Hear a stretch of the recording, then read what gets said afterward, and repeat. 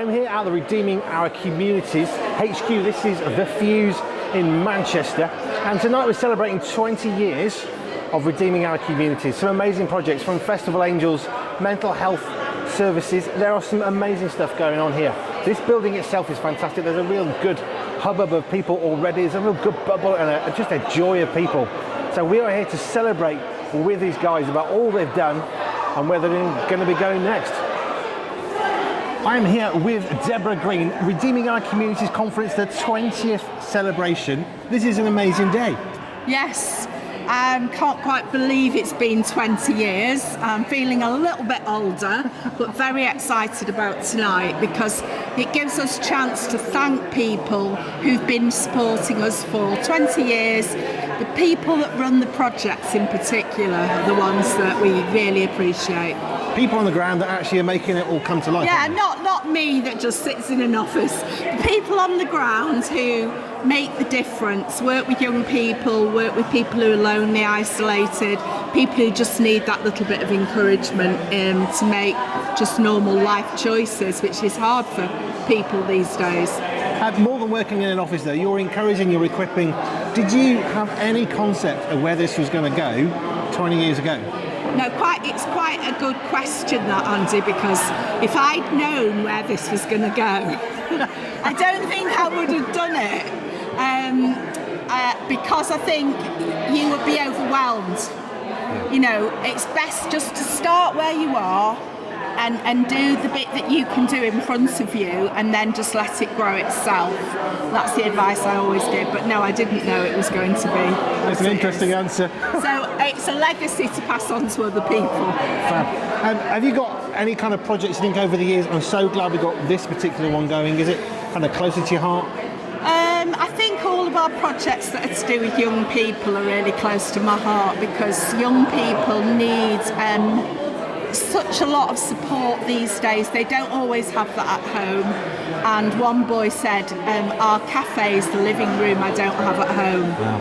And when I listen to that, it makes me feel that could make the difference between having a happy life or a really unhappy life, just helping young people realise their dreams. It's a conversation I had with somebody the other day, and it was just about the importance of time. Yes. And allowing people to tell you their story. Yes. So you can tell them yours. Yeah, that's right, and just empathising with where people are at. You know, most people struggle with life at some point or other. It's not unusual. So by the journey that I've been on might help somebody else. Somebody else's journey might help me. So yeah. We just don't know what our life experiences are how they're going to help somebody else, because who's going to come across our path? Yes, exactly. So tonight, I mean, I don't even know all the people who are here tonight. There are lots of people on the guest list. I don't know who they are, and they say, oh, we've been involved in X, Y and Z project. Fantastic. How exciting. I'm really happy to meet you for the first time. It's really good. It's really good. We're excited to be here. Thank you, sir. Already there's a bubble of excitement of people who are doing projects, and here we do this and we do that. Oh, okay, you do that.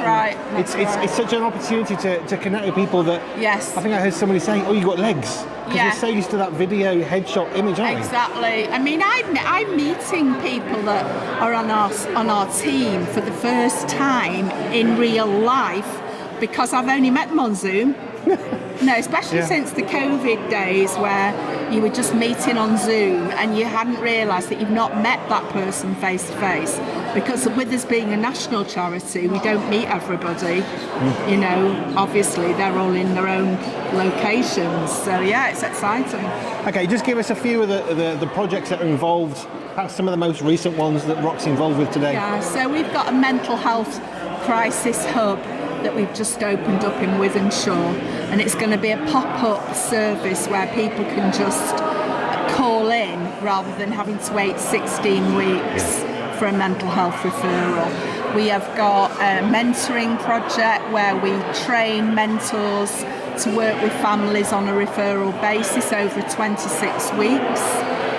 A lot of those people achieve at least 5 major life goals as a result of that project. We've got our ROC youth cafes in loads of different locations, which is an after-school youth club. Yeah, so many projects that are close to my heart. But we do restorative justice as well, helping people that have committed a crime come to terms with what they've done, make amends to the victim, and hopefully avoid a prison sentence, which is really important for today.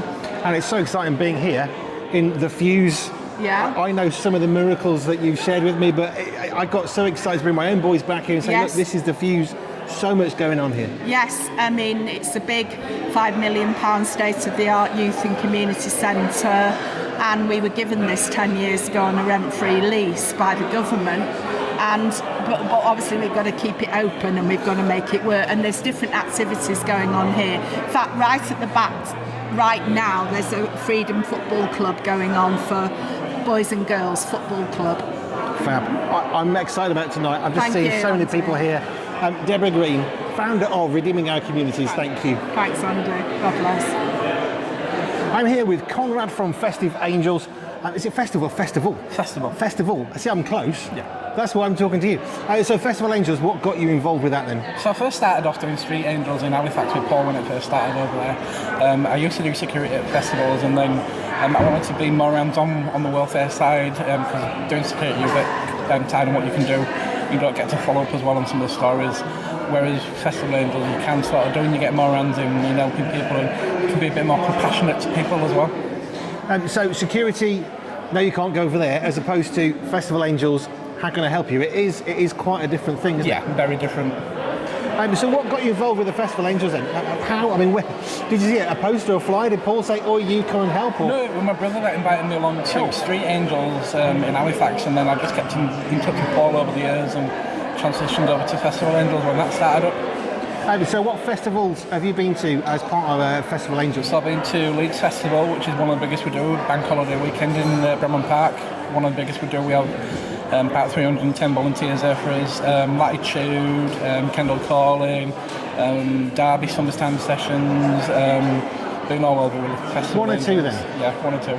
And Paul was saying earlier, Paul Blakey being the head honcho of Festive Angels, Festival. Why keep saying festive? It's like it's coming to Christmas, isn't it? It's Festival Angels. That time of year. It is, isn't it? So, I mean, how is he helping you in terms of what you're doing? So I'm guessing there's some training. If somebody's thinking, I fancy doing this. Yeah, there is online training around safeguarding and drug awareness, just so you're aware of what goes on at festivals. But it's also mentoring. So, like those that have been there for a while, they'll mentor someone that's coming new. So, like they'll give them like training on what to expect and like how to help people. And also, like, if we can, we'll team you up with the Street Angels team in your local area so you can go out and help them as well. It's fab. So what drew you here tonight? I mean, I know there's a 20th celebration on, but why did you want to come tonight? I've been nominated for an award, so fab. community award, so I got the email through, and yeah, going to turn up and celebrate with Paul on 20 years of ROC and what they've done as well in community. If someone's listening and thinking, okay, so you're in security, you were used to being around these kind of things, this isn't for me, what would you say to encourage someone to say, do you know what, you could have a go at this too? It's for anyone, no matter like your background, you can help someone, whether it's just a listening ear that someone wants to sit down and say, I've had this stress going on at home, music's not helping, like you can sit down and listen to them, you can have a brew with them, you can just have a dance with them, like do whatever you want with them, like just make sure you're alright and they're alright, and like that's all they want, like they're having a good time, you're having a good time, and you feel so much reward from it. Fabulous. Conrad, Festival Angels, thank you kindly. You're welcome. I'm here with a good friend Paul. Hello Paul. Hello Andy, how are you? I'm fine. Now last time we met in person we had a conversation about music. Oh, Jedwood. Because you wanted to be I couldn't, we didn't have any Jedwood on the system and I couldn't find any Jedwood anywhere. I hope you've been on quality websites that, I have looked. that sell quality music in order to get the CD that you can play after this interview, Andy. Maybe I need to go to non-quality places because I went to some quality places and couldn't find it. They had nothing. I'm sure eBay will have something. I didn't find anything. We're here at the 20th celebration. Now, ROC Angels, Festival Angels, there's a few hats that you wear. I've just been chatting to one of your guys earlier from Festival Angels, but just give us a thing about the Street Angels in particular. Let's just start there. How's that gone? When did that start? So that started 19 years ago, so we're celebrating our 20th birthday next year. So 19 years ago, as a response to the Wild West of West Yorkshire in Halifax, started with a Safe Place Cafe. Very quickly we got too many volunteers. Well, on the first night we got too many volunteers, and kind of Street Angels was born in November 2005. So 19 years on Street Angels. How many Street Angels have you now got teams around the UK? So we're probably on about 70 or 80. It's very hard to keep track of. Okay, well 70 plus, that's a good number. Yes, yeah, it's a great number, yeah. And we've got lots of new places starting at the moment, which I think is fantastic. So places like, I've forgotten that, Altrincham, Stockton, we've just started Putney, we started Accrington, they've got a team here tonight. So yeah, so lots of sort of new areas looking at how they can make their town centres safer on a Friday, Saturday night. Which is much needed. So that's Street Angels, and then let's move to Festival Angels. Yeah. Where did that idea come from? So it started with a 79-year-old lady. I love this. Who was a neighbour at Leeds Festival, Bramham Park, north of Leeds, who wanted to do something for these 85,000 predominantly young people who rock up in her back garden every August bank holiday weekend. So she somehow managed to get through to Melvin Ben, who's the top man at Festival Republic. He put up a free marquee. In year one it was her and 12 of her friends, aged between 75 and 85, and the local vicar, and probably the Methodist minister as well. It's just kind of grown from that. And this year we had Festival Angels at 60 festivals and events across England, from places like Download, which is heavy metal, Latitude, Kendal Calling, which is sort of fairly family friendly. We had We Are Church at Glastonbury, teams at Leeds, Street Passes in Reading, lots of events like summer sessions in Bedford and Derby, Halifax. So lots of events that, you know, kept me busy over the summer. I was going to say, have you slept in the last 6 months? Probably not much. Enough. I was sleeping in my car for some of it, as you know, far more comfy than a tent, to be honest, but yes. So you're talking 50, 60, 70 festivals. Where's 25? I mean, is it going to get bigger, or is there a limit? Who knows? There's never a limit. Let's be honest. If the festival comes to us and says we want Festival Angels, we will aim to make it happen. We've already started the conversations around next year. Wow. I think festival organisers are still in their kind of holiday hibernation mode, and they'll kick in probably November, December, looking at logistics for next year, which we'll be part of then. Cool.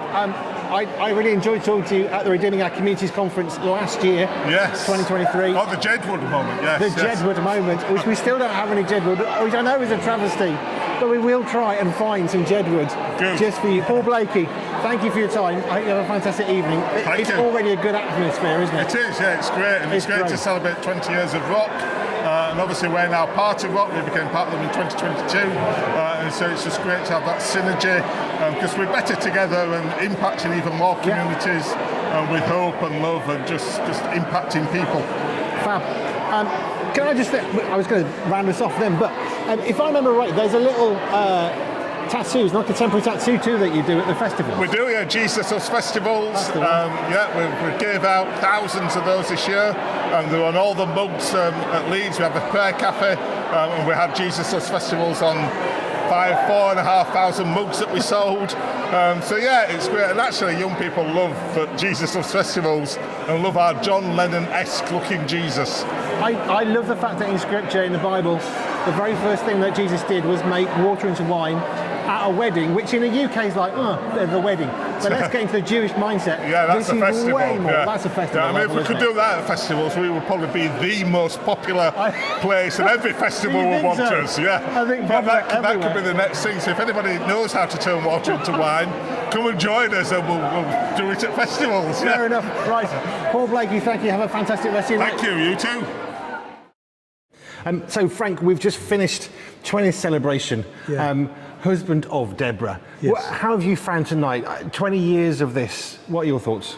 Well, like I actually said in the middle of the event, behind every great woman, there's a very tired man. And so, once again, at the end of the evening, I'm a little bit knackered. Yes, I remember my wife has these famous words, could you just? And it's always that, I'll have a go. Yeah, I feel a bit like Jedwood at the moment. Jedwood. You see, this is Paul Blakey's fault, isn't it? Yeah. Have you got any highlights from this evening? As you look back over the last 20 years, you think about the people that have been standing there, 1 million people a year being reached one way or another with ROC. Yes. Is there something you think, that makes me so happy that we've done this? I think when we saw all the different people who were winning awards, which were just bits of paper and a box of chocolates, but the way that their contribution has been celebrated is actually what ROC is all about. Our vision is to transform the country from the grassroots up. And when we can mobilise the discretionary efforts of the grassroots in communities, when we can get those people to collaborate together, that's when you see amazing outcomes.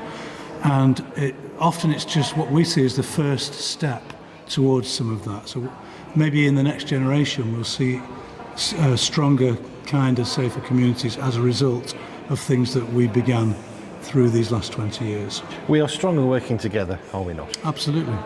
Frank, thank you. You're welcome. It's been a pleasure and a delight just to see so much that ROC has done, is doing, and is going to be doing. It's not just static, it's moving forward, which is tremendous, so thank you. Thank you. I'm here with Eliana at the end of the Redeeming Our Communities 20th celebration. What's been a highlight for you for this evening? Highlight for me this evening is that everyone's coming together for the greater cause, and everybody, through every negative, there is a positive. So And you won something. What did you win? What did you get? What's this for? That wasn't my award. Oh, is it nice? Well, that's fine. But you're celebrating with your friend, which is fine. Yes. Which is the whole point. We're all here to Yes. celebrate. Okay, well, I'll let you carry on. Thank you. See, I thought you had the award. You see? Yes, he came to me. So you very skillfully got out of the interview. Have you enjoyed this evening, though? It's been good. Fabulous. Well, I mean, what do you think? 20 years, 1 million, I was quite surprised, 1 million people a year, somehow, one way or another, are being impacted by the work of ROC, the teams of people on the No, ground. it's fabulous. I mean, at the end of the day, if we keep growing, if ROC continues growing like this, life is going to change for every single community. For One the person better. at a time. Yep. Thank you, Ileana. Thank you. Take care. And you. I'm here with Leanne here, who's an actual award winner tonight at the Redeeming Our Communities 20th celebration. So what's your award for? Community hero. Community Hero? Yep, I've been with ROC since 2017.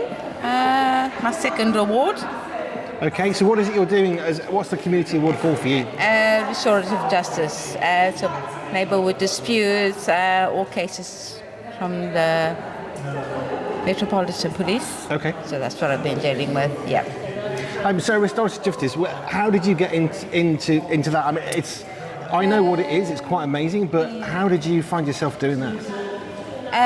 Basically, I wanted something to do with volunteering, just different aspects from the kind of role that I normally do. So, yeah, so that's what it is. So I deal with health and social care, and on the other hand is Ministry of Justice. So, yeah, two different hats, basically. So what have you got a highlight? I mean, obviously you've got your chocolates and your awards, which your friend was trying to say was hers, but apart from that, have you got any other highlights from this evening?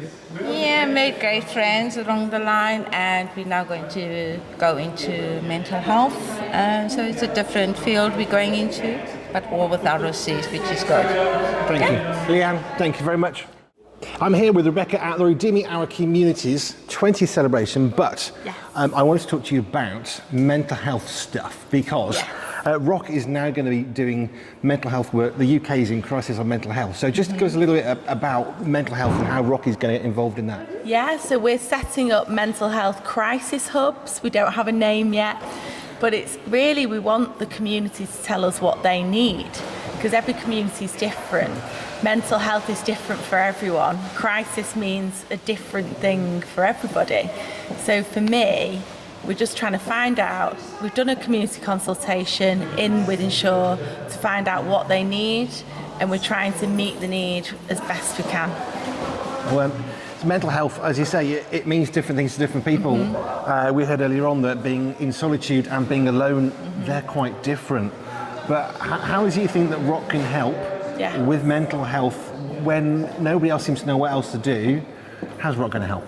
Well, ROC want everyone to collaborate and work together, so that's the best thing. There's so many amazing initiatives community groups, agencies, all trying to help. But if we actually work together, we'll start to see transformation. So our project we see as a bit of a triage. So come in and just have a chat. You know, instead of going to A&E, instead of ringing 999, instead of, you know, just despairing at home, ring us, come in and see us, and then we can signpost all the amazing things that are going on. And it's weird how much there actually is. I thought it wouldn't take long to find out what's going on, but it's going to grow forever. Our directory of service is huge. Which I think that is the strength of ROC though, isn't it? Because ROC exists to bring people from different groups, police, social services, NHS, local GPs, schools. You get everybody talking. Yeah. So in a sense, getting everyone to talk about mental health, it's the same thing that you've been doing over 20 years and learning how to with do well. everything else. And now you do it with mental health. Yeah, exactly. And the NHS have given us their portal for the training, so we can train all our volunteers, all our staff with everything that the NHS are equipped with as well, and just pass on that, you know, knowledge and education. And actually, you don't need to be a mental health expert to talk to someone. I do it in the playground when I drop my kids off. Just chat to each other, share ideas, and listen and empathise. It's not hard. No, and I think it's something I keep hearing from people is we just want an opportunity to speak, for someone to listen to us, to take us seriously, to have a moment just to hear what we have to say. And it can change your will when somebody says, how are you doing? And doesn't say, great, off you go, but it can. Actually waits for the answer. We had a lady yesterday text me saying she's been waiting for a year for a child to be assessed for autism. And I said, my son's autistic, he's 10, I know how you feel. Just having a half an hour conversation, she felt so much better, knowing that it's not just her. There's so many people in that boat. There's so many ideas that you can have. And just hearing how she feels, I felt for her, and I understand. But that, I think, is the key, isn't it? Because we feel like our problem, nobody else could possibly understand it. Yeah. We're on our own. No one has a clue. No one's going to experience what we have. We failed like nobody else. And yet, actually, we're all pretty much in the same boat. And there's always somebody who's been through what we've been through. Always. And I think unless we start talking about it, it's become a taboo, hasn't it? We don't talk about things that are difficult. Actually, talking about the difficult things brings it into the light and makes it so much easier. Yeah, fantastic. I'm really excited to see where this is going, because mental health is such an issue. I mean, you said, how do you describe a crisis? But with the number of young teenagers who want to kill themselves because they've got no hope. Exactly. There is a huge crisis, and if we can get people talking, like you say, all of a sudden, it changes everything, and then it changes the communities, which is what ROC is all about. Well, everything's changed, even the way that children are. They'll go home and go online, and it's all YouTube, and there's these YouTubers convincing children to commit suicide. It's not like when we were kids. No. We just used to get on our bikes, go up and down the road, or play. You didn't have that. The new normal, like Julia was saying tonight. It's so different now. You know, we need to do something. It's a new normal, which means we need new ideas, and I love that ROC isn't just doing what it's done. No. It's still doing what it is doing, but it's also going to be doing new things, and I'm really excited to learn more about the mental health thing, because it is something that is so needed. I'm just glad that ROC is doing something like that and transforming communities at a basic, simple, listen to people level. That's it. We just need your help, because otherwise we don't know what to do, because everyone's different. The way I would deal with something is different to the next person. Yeah. So unless we all talk, we're never going to know. Conversations. It's important. ROC conversations. ROC conversations, Rebecca. From Redeeming Our Communities, thank you. Thank you. So here we are at the end of the Redeeming Our Communities 20th anniversary. 20 years since Debra Green set up this amazing organisation. It was fantastic tonight to see a group of people on the stage, on staff, to hear of nearly 1 million people a year who are being reached one way or another through the volunteers, through the team here at Redeeming Our Communities. It's been a pleasure and a privilege to be here and enjoy just seeing people's joy. It's just so amazing. So we've had a fantastic time. Redeeming Our Communities is brilliant. 20th anniversary. I'm looking forward to the next 20 years, and I want to be here again in 2044 to see what they're doing then.